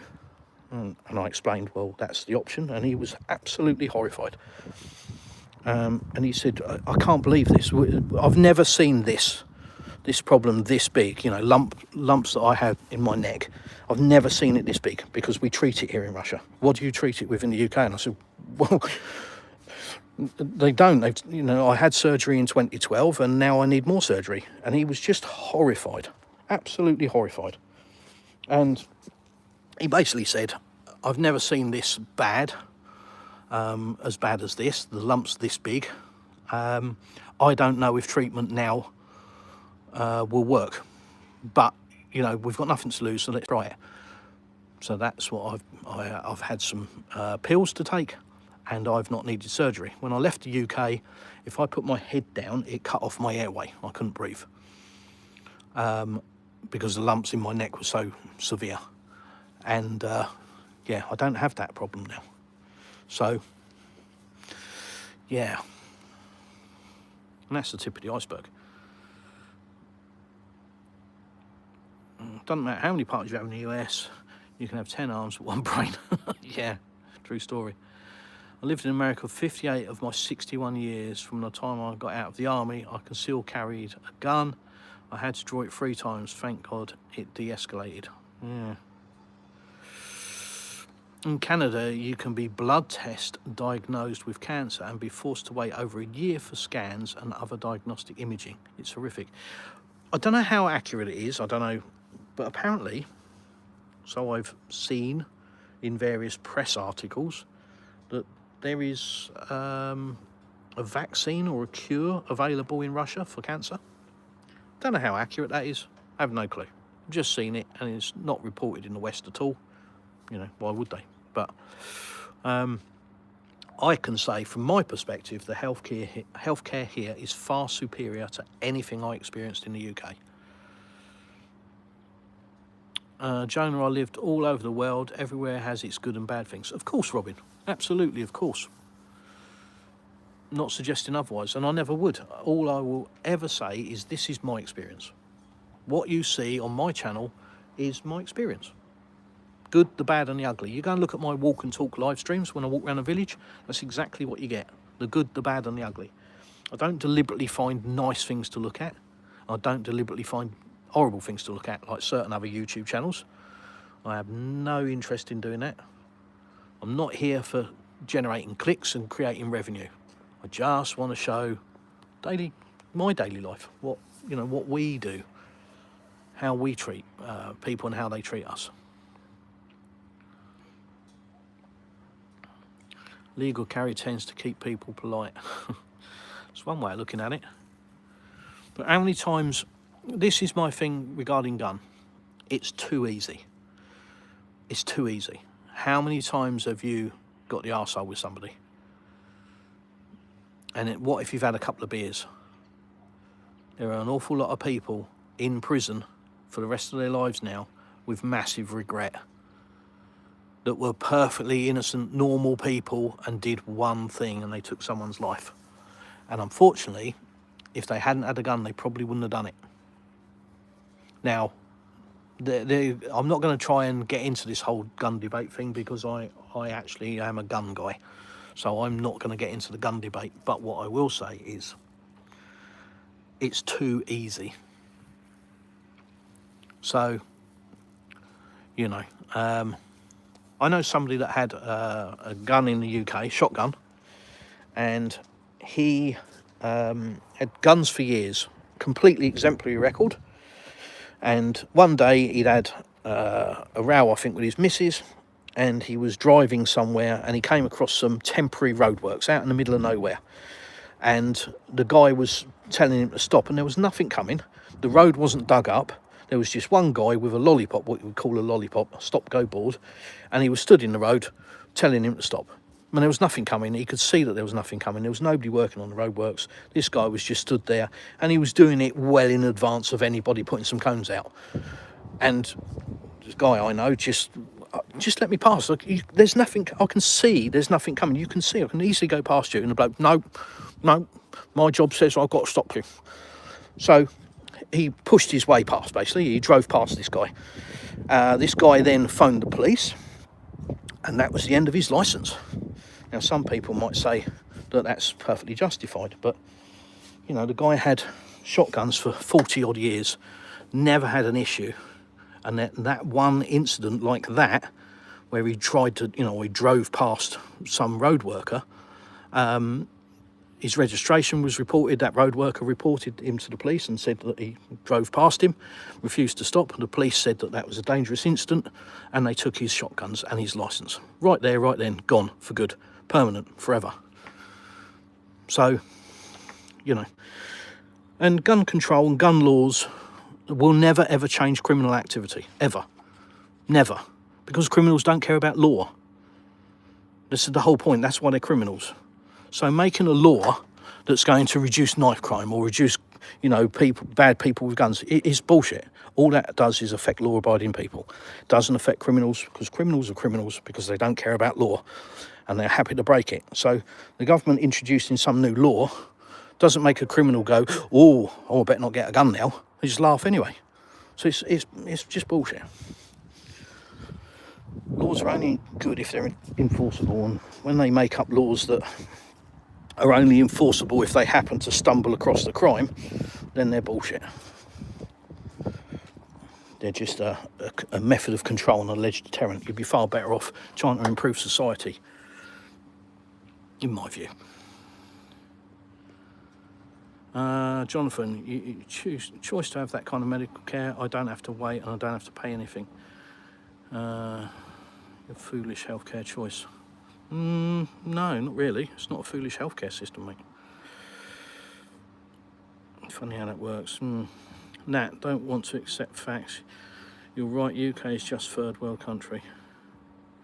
Oh, some abuse from somebody, I'm sure. Messages are withheld. Can't read Russian. October, I can't read Russian, I'm afraid. So YouTube has held your whatever you're saying, not me. I'm guessing it's a rant of some description, but I can't read it, mate. So I'm in the UK. It's just a bank and a museum now. There is nothing for ordinary people left here. Their opinion is ignored. I'm leaving when certain responsibilities are met. Yeah, I would extend that from just a bank and a museum. I would say that it is a charity shop and fast food place. That's pretty much... I was in the UK in May, and I just saw the deterioration of the high street. I saw the filth everywhere, the rubbish everywhere. Homeless people, drunks, drugs, everything. Just really shocked me. It was such a shame to see my hometown look like that. Really was. Really bad. But, you know, that's what I saw. But loads more charity shops and loads more fast food joints of various descriptions. you know, and Uber Eats flying around everywhere.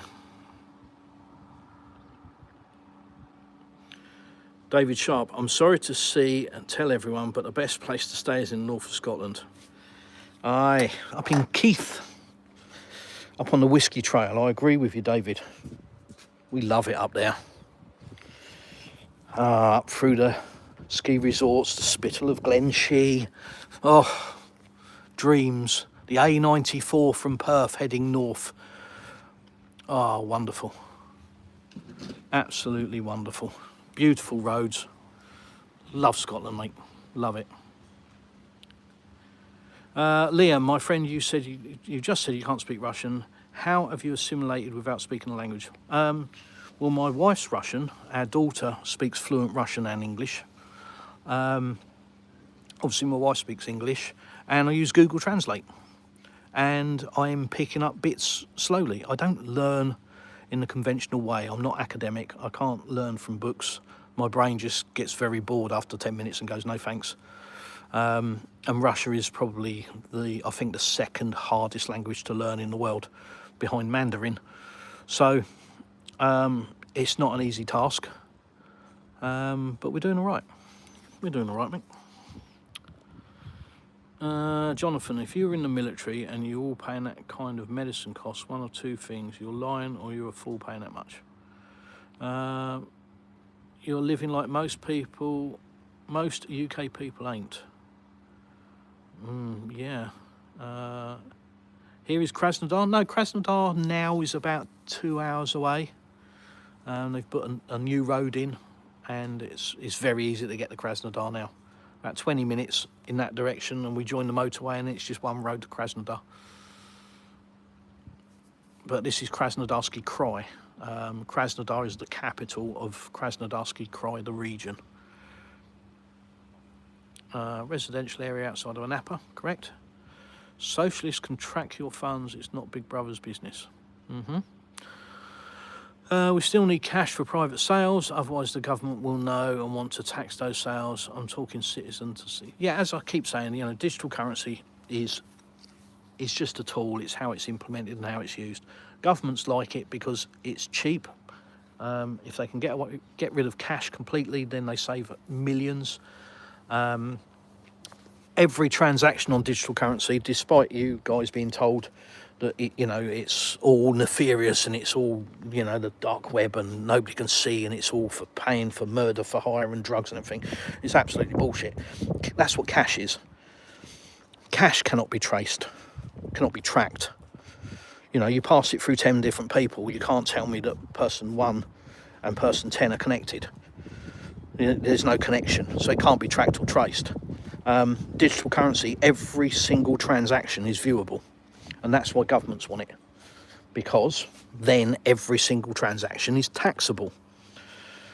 So, you know, that's the downside. But then if somebody's avoiding paying tax and other people are paying tax, is that fair as well? So, you know, there's a million questions, but just remember, it's just a tool.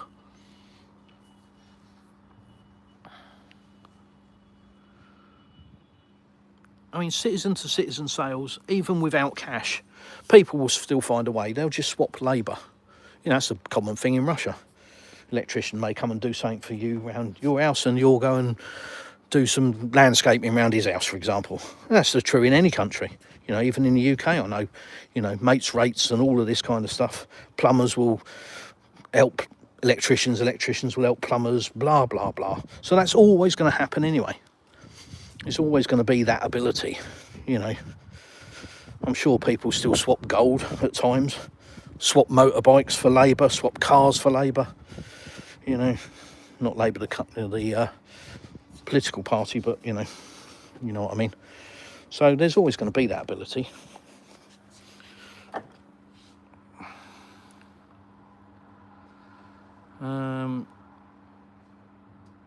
Oh, guys, stop fighting. It's enough of that. I was in the army for 6 years. I served in the 80s when I was in the 20s, 30 years later. Guys, pack it in. Stop fighting. I'm not going to read your comments out now if you're going to be shouting at each other. Pack it in. Natalia, barter trade is good for that, especially if you're in a village community. Yeah, you know, they'll swap carrots for potatoes and vice versa, I'm sure. It's always that ability. How would it be the case to knock 15 years off your life if you were brought up in Russia? Well, I don't really understand the question, Liam, but I wasn't brought up in Russia. I retired to Russia. I was able to retire. That was the point I was making. I was able to retire because the cost of living here is far, far less. So I'd worked hard all my life. My future in the UK was working until I died. But moving to Russia, one of the perks was being able to retire. Robin and Jonathan, stop it.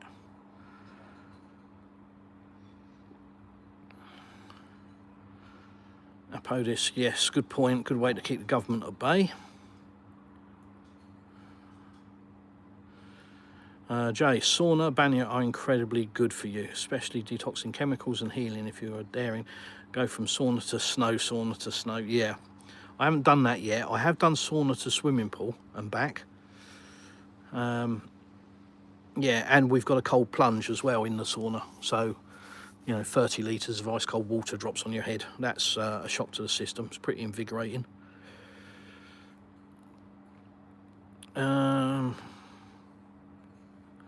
Jay, it's not only for detoxing, it's good for your vascular system, as you mentioned, the hot-cold contrast in winter.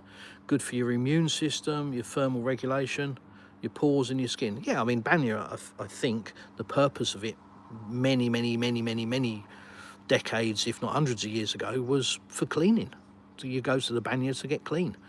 You know, you sweat your pores out and you get rid of all the dirt and it all sweats off you, and you have a bit of a wipe down with some cold water, and yeah. That's how it started, I believe. Very pretty backyard. I live in Arizona, so I don't see much green. Yeah, I mean, there's loads to do here, as you can see. The front's a lot better, but that's the wife's domain, and you can tell, because she's doing quite a nice job of it. So, but it's winter now, so a lot of stuff is, you know, the leaves are turning. We've got some evergreens and stuff, but yeah, she's beavering away already. This is a new addition. I don't know what this thing is, but it's chucking out flowers everywhere. What is that thing called, honey? A what? Brugmansia. It's a Brugmansia, apparently. No idea. And then we got this climbing stuff. Finally making use of the frame that the wife got me to build. And we've got other stuff. We've got some roses and some other stuff. These always remind me of corals. I think they're quite pretty. Yeah, and we've got some twisty plant thing there, and some trees and some other stuff. And then we've got all of this stuff in pots. God knows. Don't ask me what it is. I have no clue. This area is probably going to be like a little veg patch area at some point when I finish clearing it out. That lot's going to get burnt in the fire pit over the winter. This rubble will get rid of at some point. And the bush, that walnut stump, get rid of all of that and tidy this up, and then this will probably be veg or chilies or tomatoes or something like that. And then we've just got to decide what we're going to do with the garden.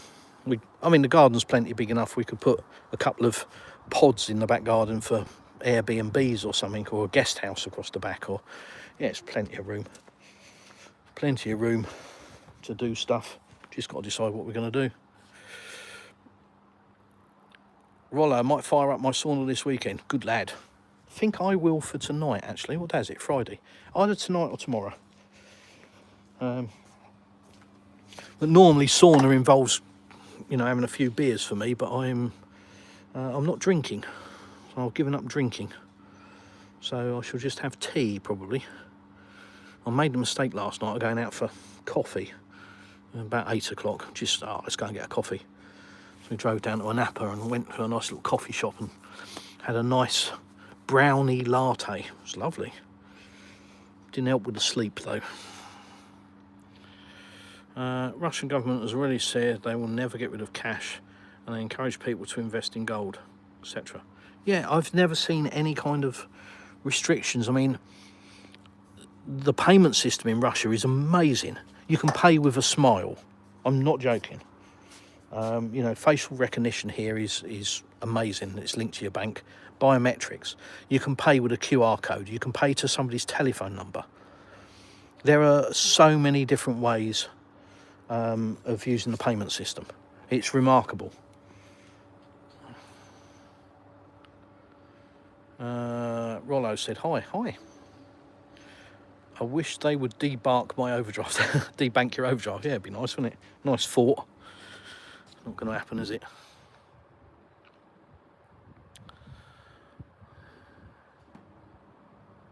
Jonathan, you've been in Russia for almost 2 years. Cool. I've been here longer than you, mate. No. I have only good things to say about sauna. Used it effectively to heal from some pretty scary illnesses. Wow. You must be rich, you have loads of land. No, not at all. Not at all. Not at all. We've got 900 square metres. This is the size of our plot. So we've got, obviously, a decent sized back garden. Not by Russian standards, but certainly by UK standards. Christ almighty. This back garden is, I don't know, 6 or 7 times bigger than the back garden I had in the UK. So, yeah. I couldn't put this swimming pool in my back garden. Well, I could, but that would be it. That'd be the garden. Yeah, with a metre around the outside of it. That would have been my garden. And I know people that haven't got a garden at all. And not just people that live in flats either. Jay, absolutely agree with that about Putin. Oh, God, I hope I'm not that far behind. Chris, let's create our Communist Party. People with common sense and critical thinking. Well, you know what they say about common sense, Natalia? It's not that common. Welcome to the club. Holy cow, I live in a rural area outside a small town in Ontario, and I could not let my daughter walk around on her own. Too many predators lurking about hunting for young girls at traffic. Yeah, this just doesn't happen here, mate. Just doesn't happen. Jonathan, edit out, see you later. Sorry, mate, you've gone and I've missed you. I'm way behind with the chat. Let me try and catch up. Thanks for joining us. Have a great day, mate. Very nice in the UK. Cool. Hello, bloke. Deep thought. Hi. Superman said hi. Soup can. I don't have guns because I do have a temper. Yeah, I think everybody has a bad side. You learn, if you do any kind of martial arts or boxing or MMA or something like that, it's the absolute opposite of what the general people think. They think that makes you an aggressive person. It's the absolute opposite. It teaches you how to not be aggressive, because losing your temper in a fight means you lose your head. You get battered, and you can't do that. It teaches you how to control your temper. So I would urge anybody to take up boxing or martial arts, because if you've got a temper and you lose it, you lose your skill and you get knocked about, and you learn the hard way. Punch in the face often redirects your attitude. But unfortunately, yeah, people that aren't trained or haven't gone through that level of training, armed services or, like I say, boxing or MMA or judo or any of the other martial arts, people that haven't done that just have a temper. And they don't know how to control it because they've never been taught to control it, and they've never had the punishment of losing that temper. Yeah, Ruben, you can piss off with that. Get rid of that straight away. I'm not having that on the channel. Get out. Canadian legal gun owners are very highly vetted, record checked, and the government still is collecting guns. But they're not touching the illegal criminals who have guns, the ones breaking in and killing. Yeah, absolutely. Yeah, this is the thing. That's the trouble with gun laws. Criminals don't abide by law. That's why they're called criminals. So there's no point in making laws and tightening up the laws and laws for laws for laws. It doesn't affect a criminal. It only affects a law-abiding citizen. So it's bullshit. David Sharp, just back, went out. Sorry, mate, did I bore you that much? Glad you came back. Tulip for us, okay. I'm so jealous. You still have beautiful blooming flowers at this time of year. Yeah, yeah. Aussie tune? No idea. Jay, is that surface around the pool tile over concrete pad, or is it stained and stamped concrete? Looks really great and low maintenance. Yeah, we've got two different types. It's, yeah, exactly that. It's stamped concrete, stained and stamped. So we've got the tile look around the pool. If I had my time again, I wouldn't do the tile look because I prefer what we've got out the front. So we've got the tile look all the way down to the front, and then at the front, we've got this random pattern. Which I much prefer this. I don't know, it's personal taste, but I prefer this sort of randomness. And if I had my time again, I would have that everywhere. But we decided to have it at the front and then the tile look all the way around the house. Deep Fort, nice weather. Liquid Grin, it's AM. I've caught up with the chat. Yay! Fantastic. Well, there we go, guys. I always like to try and catch up with the chat, because I think if you guys take the time to ask a question, then I should take the time to respond to it. So, thanks for joining me.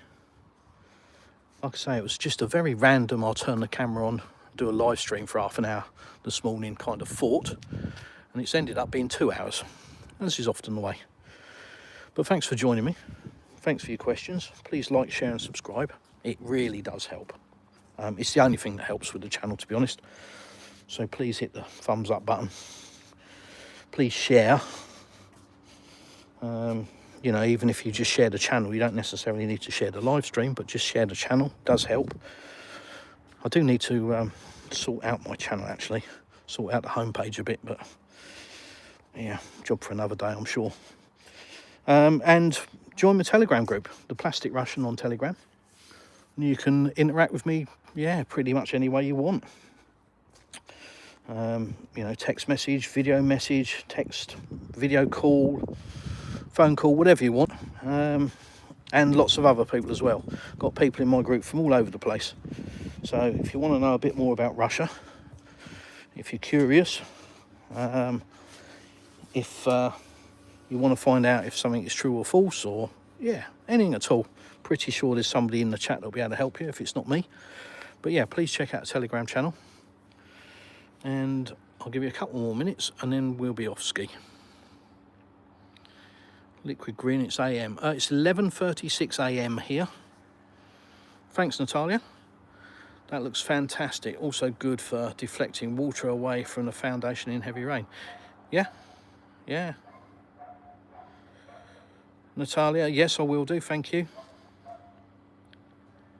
Jay, thanks for showing us your part of Russia. It's so beautiful. It is. Go and check out my channel. There's some good videos there that show our area. Went to Luchansky Falls the other day, which is just outside Novorossiysk. That was really pretty.